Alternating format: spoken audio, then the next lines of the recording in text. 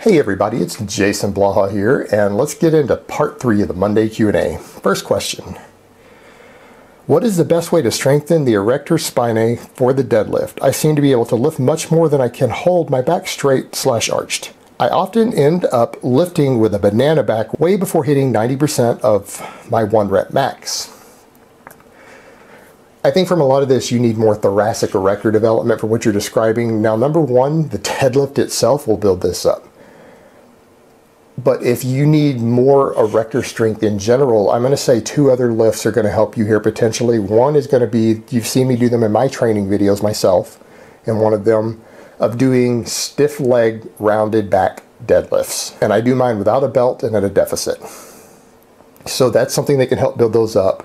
And if the upper back rounding is an issue for you, too much thoracic rounding, and you feel like it's a weakness for you still, front squats are one of the best ways to do this. A lot of people seem to think that front squats are an amazing thigh builder, but most people don't have the core and the back strength to effectively work their quads on a front squat particularly well, other than with really, really high reps, because they are a weak link in there. So if you need a lift to build up those erectors better, particularly the thoracic erectors in the middle and upper back, the front squat, doing them really heavy, is a good method to do this. So those are the lifts I would recommend as accessory movements if this is a problem for you right now. All right, next question. Will eating extra grams of protein over body weight be less optimal than if I replace them with carbs and keep the protein at body weight?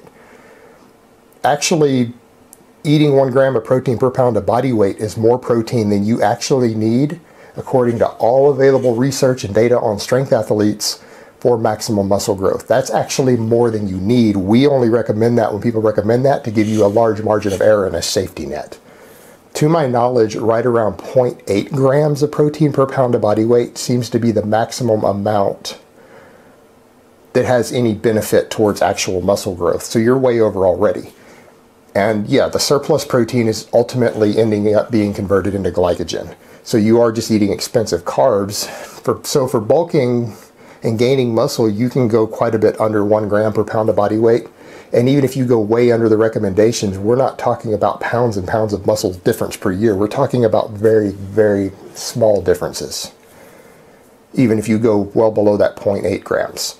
So for bulking, it isn't that big of a deal. You're not necessarily helping yourself. Now, the benefits of the high protein for cutting are, one, the thermic effect and the satiation. And that's one of the reasons protein intake is recommended by many people to be so high when you're trying to lose body fat, because it changes your net calories in and out from the thermic effect, and protein is very satiating. But we could also argue that that same effect could be achieved just by eating a lot higher fiber in your diet with your carb sources. So it's a matter of methodology, but no, there's no reason for you to actually need even that 1 gram per pound of body weight for gaining muscle. You are just eating expensive carbs at that point. All right, last question. Any tips for our night shift workers who have split shifts every week? Sometimes I can train 4 times a week. The other week I can only get 2 training days. That is why I don't recommend split programs to where you have a given workout that you do on a given day. That's why I generally recommend people doing just auto-regulated type training if they want to train every day or the days they can train, or full body type programs, because it lets them get away with this. For example, if you run my novice program, if you have a week you can only train 4 days and another week you can only train 2, you're still alternating the A and B workout. It doesn't matter what days you do them on, because you have to work around your schedule. So any sort of full body type program, or even an alternating A and B type program, even if you're going to do an upper lower or a push pull, is going to be the way to go with a setup like this. Although the problem you're going to run into on the weeks you only work out 2 days a week, something like an upper lower, you're only going to hit each thing once. So it's really going to be problematic. And people trying to do something like a push pull legs at that point, well, their progress is going to go really slow because of that. But a full body type program is very ideal for someone doing this type of shift work.